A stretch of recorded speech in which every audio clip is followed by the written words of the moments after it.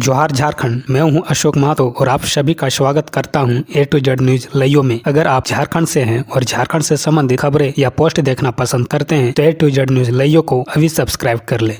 झारखंड विधानसभा नियुक्ति घोटाला केस में अब हाईकोर्ट करेगा जनवरी में सुनवाई। झारखंड विधानसभा में अवैध नियुक्ति की जांच की मांग के लिए दाखिल जनहित याचिका पर गुरुवार को हाईकोर्ट में सुनवाई हुई। सुनवाई के दौरान राज्य सरकार और विधानसभा के अधिवक्ता ने अदालत को बताया, आगामी विधानसभा सत्र में जस्टिस एस.जे. मुखोपाध्याय कमेटी की रिपोर्ट पेश की जाएगी, जिसके बाद अदालत ने अगली सुनवाई जनवरी के दूसरे सप्ताह में करने का निर्देश दिया है। हाईकोर्ट के चीफ जस्टिस संजय कुमार मिश्रा और जस्टिस आनंद सेन की खंडपीठ में इस मामले की सुनवाई हुई। विधानसभा की ओर से अधिवक्ता अनिल कुमार ने बहस की। इस संबंध में शिवशंकर शर्मा ने जनहित याचिका दाखिल की है। याचिका में कहा गया है कि वर्ष 2005 से वर्ष 2007 के बीच विधानसभा में हुई नियुक्ति में गड़बड़ी हुई है। मामले की जांच के लिए पहले जस्टिस विक्रमादित्य प्रसाद आयोग का गठन किया गया। आयोग ने जांच कर वर्ष 2018 में राज्यपाल को रिपोर्ट भी सौंपी थी, जिसके बाद राज्यपाल ने विधानसभा अध्यक्ष को कार्रवाई करने का निर्देश दिया था, लेकिन अभी तक कोई कार्रवाई नहीं हुई है। पारा शिक्षकों ने राज्यकर्मियों का दर्जा मांगा, 19 दिसंबर को विधानसभा घेराव की चेतावनी। गुरुवार को झारखंड सहायक अध्यापक संघर्ष मोर्चा की ओर से मुख्यमंत्री हेमंत सोरेन को एक ज्ञापन सौंपा गया। इसमें मांग की गई कि पारा शिक्षकों को भी अल्पसंख्यक विद्यालय की तर्ज पर वेतनमान देने के साथ ही बिहार की तर्ज पर राज्यकर्मी का दर्जा प्रदान किया जाए। इसके साथ ही बिहार राज्य में जिस प्रकार आकलन परीक्षा को सीटेट को टेट के समतुल्य मान्यता देते हुए सभी को वेतनमान एवं ग्रेड पे लागू किया गया है, ठीक उसी प्रकार झारखंड में भी इसे लागू करने की मांग की गई है। साथ ही सहायक अध्यापकों को रिटायरमेंट की उम्र सीमा भी बढ़ाकर 60 वर्ष से 65 वर्ष तक करने की मांग की गई है। मांगे नहीं पूरी होने पर 19 दिसंबर को विधानसभा घेराव करने के साथ ही 28 दिसंबर से मुख्यमंत्री के आवास के समक्ष अनिश्चितकालीन घेराव की घोषणा की गई। इस मौके पर जिला अध्यक्ष सुमित कुमार गोरांग महाकुड़ समेत अन्य मौजूद थे। अब 2300 रुपये प्रति क्विंटल धान का मिलेगा किसानों को दाम। हेमंत कैबिनेट की बैठक में 27 प्रस्तावों पर लगी मुहर। गुरुवार को रांची के प्रोजेक्ट भवन में मुख्यमंत्री हेमंत सोरेन के नेतृत्व में कैबिनेट की बैठक हुई, जिसमें 27 प्रस्तावों पर मुहर लगी। हेमंत सोरेन सरकार ने किसानों को राहत देने का फैसला किया है। राज्य सरकार ने इस साल खरीफ मौसम में खरीद की जाने वाली किसानों के धान की न्यूनतम समर्थन मूल्य में वृद्धि की है। अब केंद्र और राज्य सरकार द्वारा घोषित करीब 2300 रुपये प्रति क्विंटल की दर से किसानों से धान का खरीद की जाएगी।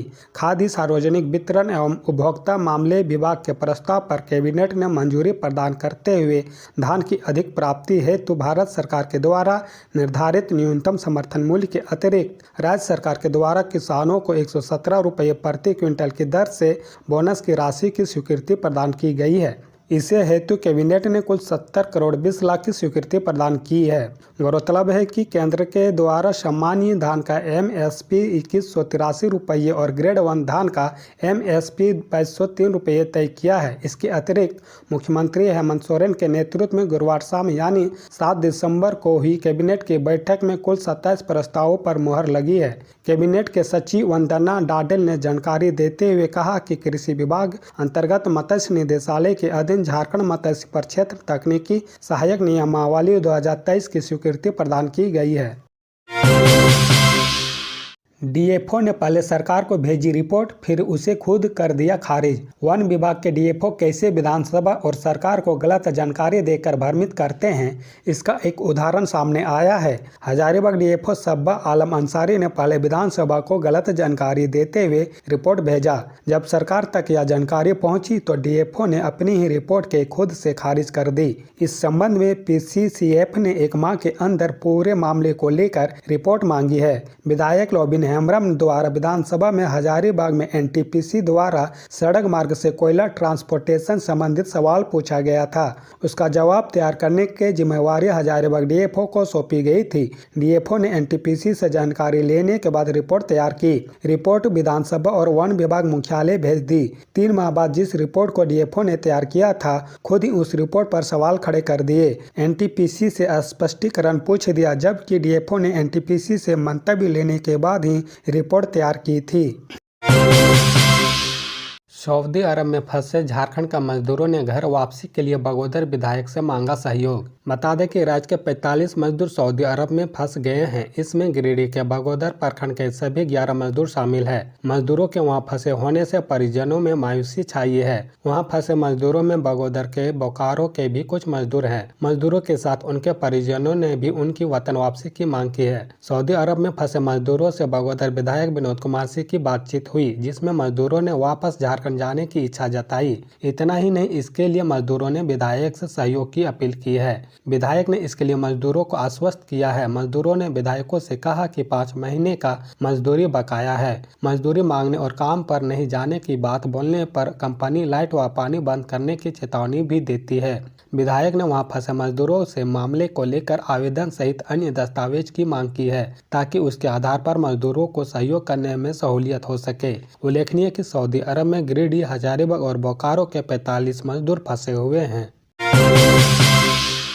हजारीबाग के एक अधिकारी ने मेरे खिलाफ ले रखी है सुपारी। विधायक अंबा प्रसाद। बड़कागांव विधायक अंबा प्रसाद ने अपने आर्म लाइसेंस से जुड़ी खबर पर प्रतिक्रिया व्यक्त की है। धुरवा स्थित आवास में गुरुवार को प्रेस कॉन्फ्रेंस में कहा कि हजारीबाग के एक अधिकारी जो आसू पार्टी के समर्थक है ने मेरे नाम की सुपारी ले रखी है। उन्हीं के इशारों पर मुझे टारगेट किया जा रहा है। विधायक ने हाउस गार्ड हटाने एवं सुरक्षा गार्ड कम करने का खंडन किया। अंबा प्रसाद ने कहा कि जिन्हें किसी तरह की धमकी मिली है वह आत्मरक्षा के लिए आर्म्स लाइसेंस के लिए अप्लाई कर सकते हैं। इस आधार पर मैंने महीनों पूर्व आवेदन किया है, पर अभी तक इसे स्वीकृति नहीं मिली है। अंबा ने कहा, जहां तक बात रही आर्म लाइसेंस की, तो यह झारखंड के कई लोगों के पास है। सिर्फ अंबा प्रसाद एंड फैमिली को बदनाम करने का प्रोपेगेंडा रचा जा रहा है। विधायक ने कहा कि मेरे भाई को भी कई आपराधिक गिरोह से धमकी भरे मैसेज आए हैं, इसलिए सुरक्षा के लिहाज से लाइसेंस हेतु आवेदन दिया गया है। विधायक ने कहा कि मेरे पिताजी पूर्व मंत्री योगेंद्र साव को नक्सली संगठन द्वारा हत्या करने की सुपारी की साजिश का पर्दाफाश राज्य की पुलिस द्वारा पहले ही किया जा चुका है। विगत दिनों में मेरी विधायक प्रतिनिधि के सरेआम हत्या की गई। ऐसे में मैंने अगर आर्म्स लाइसेंस के लिए आवेदन दिया है तो इसमें गलत क्या है। मध्य प्रदेश और छत्तीसगढ़ सीएम के चयन में अहम भूमिका निभाएंगे झारखंड के ये दो नेता। मध्य प्रदेश और छत्तीसगढ़ में विधानसभा चुनावों में भारतीय जनता पार्टी की जीत के बाद अब सरकार गठन की तैयारी शुरू हो गई है। सबसे पहले इन राज्यों में तय होगा कि यहां मुख्यमंत्री कौन बनेंगे।